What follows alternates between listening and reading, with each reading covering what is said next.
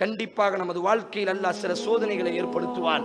அந்த சோதனைகள் வரும் பொழுது இதற்கு பிறகு நமக்கு வேற ஒரு வாய்ப்பு இல்லையோ, நமது வசந்தத்தின் வாயிலெல்லாம் மூடிவிட்டதோ என்று நினைக்கக்கூடிய சோதனைகளை எல்லாம் அல்லாஹ் தருவான். நாம் நேசிக்கக்கூடிய உறவுகளை எல்லாம் மரணிக்க வைப்பான். நாம் என்ன நினைக்கிறோம்? பொதுவாக தாய்மார்கள், பொதுவாக சகோதரர்கள், சோதனை வந்து விட்டால் நான் தான் தொழுகிறேன், நான் தான் இபாதத்து செய்கிறேன், நான் தான் சிறந்தவனாக இருக்கிறேன், என்னைத்தான் அல்லாஹ் சோதிக்க வேண்டுமா? வட்டி வாங்குகிறார்கள், அநியாயம் செய்கிறார்கள், கட்ட பஞ்சாயத்து செய்கிறார்கள், பொம்பளை பொறுக்கியாக இருக்கிறார்கள், 2ஆம் நம்பர் பிசினஸ் செய்கிறார்கள், அவர்களெல்லாம் பணக்காரராக நிம்மதியாக இருக்கிறார்கள். ஹலாலான அடிப்படையில் வாழக்கூடிய என்னைத்தான் அல்லாஹ் சோதிக்க வேண்டுமா என்று நாம் வார்த்தைகளை விட்டு விடுகிறோம். நபிகள் நாயகம் ஸல்லல்லாஹு அலைஹி வஸல்லம் கூறினார்கள், இதா ஹப்ப கௌமன், அல்லாஹ் ஒரு சமுதாயத்தை நேசிக்கிறான் என்று சொன்னால், அல்லாஹ் ஒரு தனிநபரை நேசிக்கிறான் என்று சொன்னால், இப்தலாகும், அல்லாஹ் அவர்களை சோதித்துக் கொண்டே இருப்பான். சலமா, அபு சலமா என்ற 2 தம்பதிகள். எந்த அளவுக்கு இந்த தம்பதிகள் தெரியுமா? மக்காவை சார்ந்தவர்கள். இந்த 2 நபர்களுமே கணவன் மனைவியாக வாழ்ந்து கொண்டிருக்கும் பொழுது நபிகள் நாயகம் ஸல்லல்லாஹு அலைஹி வஸல்லம் இஸ்லாத்தை பரப்புகிறார்கள். இந்த 2 நபர்களுமே ஒன்றாக இஸ்லாத்தில் இணைந்து கொள்கிறார்கள். 2 நபர்களுமே ஒன்றாக அபிசீனியாவிற்கு ஹிஜ்ரத் செய்தார்கள். 2 நபர்களுமே மக்காவிற்கு திருப்பி ஒன்றாக வந்தார்கள். இவருக்கு இவர்தான் உலகம், அவருக்கு இவர்தான் உலகம். இமாம் முஸ்லிம் பதிவு செய்கிறார். எப்படிப்பட்ட ஒரு வாழ்க்கைகள்! நாம் என்ன நினைக்கிறோம்? சில சோதனைகள் வரும் பொழுது வார்த்தைகளை விட்டு விடுகிறோம். சில சோதனைகளின் பொழுது அல்லாஹ்வை விட்டு நம்பிக்கை இழந்து விடுகிறோம். அல்லாஹ் குர்ஆனில் பதிவு செய்கிறார், ஃபலா தயஅஸ் மிர் ரஹ்மத்தில்லாஹ், அல்லாஹ்வின் கருணையில் நம்பிக்கை இழக்காதீர்கள். இன்னஹு லா யயஅஸ் மிர் ரஹ்மத்தில்லாஹ் இல்லல் கௌமுல் காஃபிரீன், இறை மறுப்பாளர்கள் மட்டும்தான், நாத்திகர்கள் மட்டும்தான் அல்லாஹ்வின் அன்பில் நம்பிக்கை இழப்பார்கள். அல்லாஹ் நம்மை கைவிட்டு விட்டான், அல்லாஹ் நமக்கு உதவி செய்ய மாட்டானா? நமது தாய் மரணித்து விட்டால், நமது குழந்தை மரணித்து விட்டது, நமது கணவர் மரணித்து விட்டார், இதற்கு பிறகு நமக்கு வாழ்க்கையே இல்லையா என்று நாம் யோசிக்கக்கூடிய பல தருணங்கள் நமது வாழ்க்கையில் வரலாம். காரணம், ஒரு முஃமினினுடைய வாழ்க்கை அல்லாஹ் சோதித்துக் கொண்டே இருப்பான். இமாம் முஸ்லிம் பதிவு செய்கிறார்கள், நபிகள் நாயகம் ஸல்லல்லாஹு அலைஹி வஸல்லம் சொன்னார்கள், ஒருவன் மூமினாக அவன் தன்னை இணைத்துக் கொண்டால் அவன் மரணிக்கக்கூடிய வரை அவனுடைய உடம்பிலும் உயிரிலும் பொருளிலும் குடும்பத்திலும் அல்லாஹ் சோதித்துக் கொண்டே இருப்பான். யார் அந்த சோதனையை பின்பற்றி பொருந்திக் கொள்கிறார்களோ அவர்களுக்கு அல்லாஹ் சொர்க்கத்தை வாக்கு தருகிறான். எவன் அந்த சோதனையை விட்டும் தன்னை புறந்தள்ளி விடுகிறானோ, அந்த சோதனையின் பொழுது எவன் மனதளவில் தளர்ச்சி அடைந்து அல்லாஹ்வின் பக்கம் நம்பிக்கை இழந்து விடுகிறானோ, அல்லாஹ் இந்த உலகத்திலும் அவனை சோதனையால் பிடிப்பான், நாளைக்கு மறுமையிலும் அல்லாஹ் அவனை பிடிப்பான் என்பதாக நபிகள் நாயகம் ஸல்லல்லாஹு அலைஹி வஸல்லம் கூறினார்கள். உம்மு சலமா, அபு சலமா 2 நபர்களும் சிறந்த கணவன் மனைவிகள். 2 நபர்களும் ஒன்றாக இஸ்லாத்திற்குள் இணைந்தார்கள். 2 நபர்களும் ஒன்றாக ஹிஜ்ரத் செய்தார்கள் அபிசீனியாவிற்கு. பிறகு 2 நபர்களும் ஒன்றாக மக்காவுக்கு வந்தார்கள். இப்படி வந்து கொண்டிருக்கக்கூடிய நேரத்தில் தான் அல்லாஹ் மதீனாவிற்கு ஹிஜ்ரத் செய்ய வேண்டும் என்ற வகையை அல்லாஹ் இறக்கி விடுவான். இந்த 2 நபர்களுக்கும் அப்பொழுதுதான் குழந்தை பிறந்திருக்கிறது. 40 ஹதீஸில் வரும் 40 நாட்கள் கூட முடிவடைந்திருக்காது. அந்த குழந்தையையும் சுமந்து கொண்டு அபூ சலமாவும் உம்மு சலமாவும் இந்த மக்காவை விட்டு வெளியேறலாம் என்பதாக வெளியேறுவார்கள்.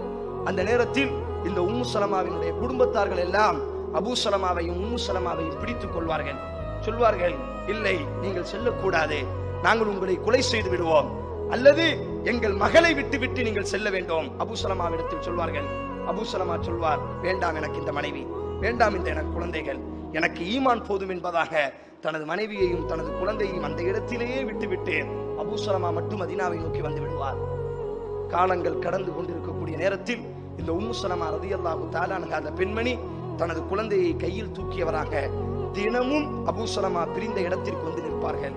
என் அன்பு கணவனே என்று அந்த இடத்தில் நின்று அழுவார்களாம். இமாம் ரஹீக்கு பதிவு செய்ய அவங்க வீடுகளுக்கு சென்றால் ரஹீக்கை படித்து பாருங்கள், இந்த சம்பவம் அதில் வருகிறது.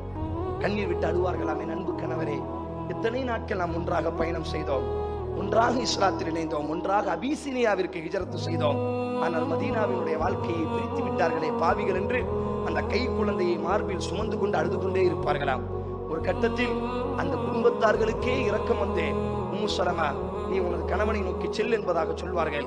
தனது கை குழந்தையோடி 500 கிலோமீட்டர்கள் தனது கணவன் மீது உள்ள பாசத்தால் மக்காவில் இருந்து மதீனாவை நோக்கி நடந்தே வருவார்கள். அந்த தாய் மதீனாவிலே 2 நபர்களும் நிம்மதியாக வாழுகிறார்கள். ஹதீஸில் பதிவு செய்யப்படும், மதீனாவினுடைய எல்லா நபர்களும் இந்த தம்பதியை பார்த்து போராமைப்படுவார்களாம். ஒரு தம்பதி வாழ்ந்தால் இப்படி வாழ வேண்டும், ஒரு கணவன் கிடைத்தால் இப்படி கிடைக்க வேண்டும். உம்மு சலமா சொல்கிறார்கள் தங்கத்தட்டில் வைத்து என்னை தாங்குவார். எனக்கு உலகமே அவர் மட்டும்தான், எனக்கு உலகம் அவர் மட்டும்தான், அவருக்கு உலகம் நான் மட்டும்தான். நாங்கள் இருவரும் தான் எங்களுக்கு உறவுகள். எங்களுடைய உறவுகள் எல்லாம் மக்காவில் இருந்தார்கள். ஆனால் இந்த இஸ்லாத்திற்காக வேண்டி எல்லாவற்றையும் உதறிவிட்டு நாங்கள் மதீனாவிலே 2 நபர்களும் 2 உலகமாக, நான் அவருக்கு உலகம், அவர் எனக்கு உலகம் என்பதாக பயணம் செய்து கொண்டிருந்தோம். இமாம் முஸ்லிம் பதிவு செய்கிறார்கள். இந்த நேரத்தில் இந்த உம்மு சலமாவினுடைய கணவர் அபூ சலமாவை அல்லாஹ் கைப்பற்றிக் கொள்கிறான். அல்லாஹ் அவருக்கு மரணத்தை கொடுத்து விடுகிறான். உம்மு சலமாவினுடைய அந்த இடத்தில் வைத்து யோசித்து பாருங்கள். அவரினுடைய உலகம் இந்த அபூ சலமா. தாய் கிடையாது, தகப்பன் கிடையாது. இன்றைய தினத்திலிருந்து விதவை, குழந்தை அனாதையாக்கப்பட்டு விட்டது. மக்காவை சொந்த நாடு, மக்காவினுடைய நாடு, அகதியாக நாடோடியாக மதீனாவிலே இருக்கிறார். ஆதரிப்பதற்கு யாருமே இல்லை. அல்லாஹ்வின் தூதர் ஸல்லல்லாஹு அலைஹி வஸல்லம் அப்படித்தான் அல்லாஹ் சோதிப்பார். நமக்கு உலகம் என்று எதை நினைக்கிறோமோ அல்லாஹ் அந்த உலகத்தை எடுத்துக்கொள்வார். ரசூல் ஸல்லல்லாஹு அலைஹி வஸல்லம் அபூ சலமாவினுடைய அந்த ஜனாசாவை பார்ப்பதற்கு வருகிறார்கள். கண்ணை மூடுகிறார்கள். அபூ சலமாவிற்காக வேண்டி துஆ செய்கிறார்கள். கபரிலே அபூ சலமா அடக்கம் செய்ததற்கு பிறகு அல்லாஹ்வின் தூதர் உம்மு சலமாவிற்கு ஒரு பிரார்த்தனையை எழுதி கொடுக்கிறார்கள். ஹதீஸில் வருகிறது, முஸ்லிமில், அல்லாஹும்ம அஜிர்னி ஃபீ முஸீபத்தி வஹுலுஃப்லி கைரம் மின்ஹா. இந்த பிரார்த்தனையினுடைய அர்த்தம் என்ன? அல்லாஹுவே, இந்த அபூ சலமா என்ற இந்த சோதனையை விட்டு என்னை நீ நீக்குவாயாக. இறந்து விட்டார், ஒரு பெரிய சோதனை. இந்த சோதனையை விட்டு என்னை நீ பாதுகாப்பாயாக. வஹுலுஃப்லி கைரம் மின்ஹா. இந்த அபூ சலமாவோடு நான் வாழ்ந்த வாழ்க்கையை விட ஒரு சிறந்த வாழ்க்கையை நீ எனக்கு தருவாயாக என்று அந்த அம்மாவுக்கு ரசூலுல்லாஹ் கற்றுக் கொடுக்கிறார்கள். இந்த அம்மா அப்பொழுது எப்படி இருக்கிறார்கள் தெரியுமா? அதிகமான குழந்தை பெற்ற ஒரு தாய், மாதவிடாயெல்லாம் நின்று வயது முதிர்ந்த கிழவியான ஒரு தாய் இந்த உம்மு சலமா.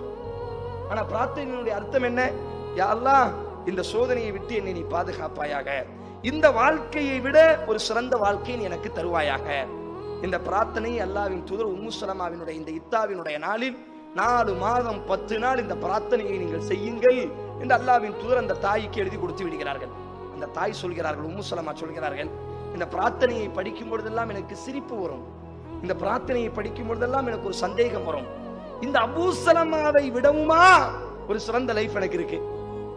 மக்காவில் ஒன்றாக வாழ்ந்தோம், அபிசீனியாவில் ஒன்றாக பயணம் செய்தோம், மதீனாவிலே ஒன்றாக பயணம் செய்தோம். வயது முதிர்ந்து விட்டது, விதவையாகி விட்டேன். தங்கத்தட்டில் வைத்து என்னை தாங்கினார். மக்கள் எல்லாம் போராமைப்படக்கூடிய அளவிற்கு என்னை பாதுகாத்தார். எனக்கு அவர் உலகம், அவருக்கு நான் உலகம். ஆனால் அல்லாஹ்வின் தூதர் சொல்கிறார், அபூ சலமாவை விட சிறந்த வாழ்க்கையை தாயா அல்லாஹ் என்று உம்மு சலமாவே, நீங்கள் உங்கள் இத்தாவில் பிரார்த்தியுங்கள் என்று கேட்கிறார்கள். நான் நபிக்காக வேண்டி அந்த பிரார்த்தனை செய்தேன். ஆனால் எனது உள்ளத்தில் சந்தேகமாக இருந்தது. அபூ சலமாவை விடவுமா ஒரு லைஃப் எனக்கு கிடைச்சிடும்? அவரை விடவுமா ஒரு கணவர் எனக்கு கிடைத்து விடுவார்? 4 மாதம் 10 நாள் இத்தாவினுடைய காலம் முடிகிறது. நபிகள் நாயகம் ஸல்லல்லாஹு அலைஹி வஸல்லம் எந்த பெண் பேச வேண்டுமானாலும் ஆளை அனுப்பி பெண் பேசுவார்கள். அல்லாஹ்வின் தூதர் உம்மு சலமாவினுடைய வீட்டை தட்டுகிறார்கள். உம்மு சலமா அல்லாஹ்வின் தூதரை கட்டிலில் அமர வைத்து பேசிக் கொண்டிருக்கிறார்கள். அல்லாஹ்வின் தூதர் கேட்கிறார்கள், உம்மு சலமா, உங்களை நான் திருமணம் முடித்துக் கொள்ளட்டுமா? உம்மு சலமா அழுகிறார்கள். ஹதீஸில் வருகிற, யா ரசூலல்லாஹ், நான் வயது முதிர்ந்தவளாகிவிட்டனே, என்னிடத்தில் நீங்கள் என்ன இன்பத்தை காண முடியும்? நானும் வயது முதிர்ந்த கிழவன் தான். அல்லாஹ்வின் தூதரே, எனக்கு அதிகமான குழந்தைகள் இருக்கிறார்களே, உன்னை திருமணம் முடித்து விட்டால் உனது குழந்தைகள் எனது குழந்தைகள் இல்லையா? இறுதியாக அல்லாஹ்வின் தூதர் என்னை திருமணம் முடித்தார். உம்மு சலமா சொல்கிறார்கள், அந்த பிரார்த்தனையின் வெகுமதியை நான் அன்றைக்குத்தான் உணர்ந்து கொண்டேன். அபூ சலமா என்று சொல்லக்கூடிய இந்த அபூ சலமாவின் தலைவரை அல்லாஹ் எனக்கு கணவனாக கொடுத்தார். நமது வாழ்க்கையில் அப்படித்தான் சில சோதனைகள் வரும்.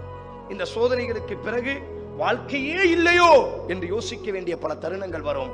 பொறுமையை கையாண்டால் அல்லாஹ்வின் தூதர் கற்றுக் கொடுத்த அல்லாஹும்ம அஜிர்னி ஃபீ முஸீபத்தி வஹுலுஃப்லி கைரம் மின்ஹா, யா அல்லாஹ், இந்த சோதனையை எங்களை விட்டு நீ நீக்குவாயாக, இதைவிட ஒரு சிறந்த வாழ்க்கையை நீ எங்களுக்கு தருவாயாக. அடுத்த ரசூலுல்லாஹ் சொல்வார்கள், யார் சோதனையின் பொழுது இதை பிரார்த்திப்பார்களோ கண்டிப்பாக அல்லாஹ் அந்த சோதனையை விட சிறந்த வாழ்க்கை அல்லாஹ் அவர்களுக்கு கொடுப்பான்.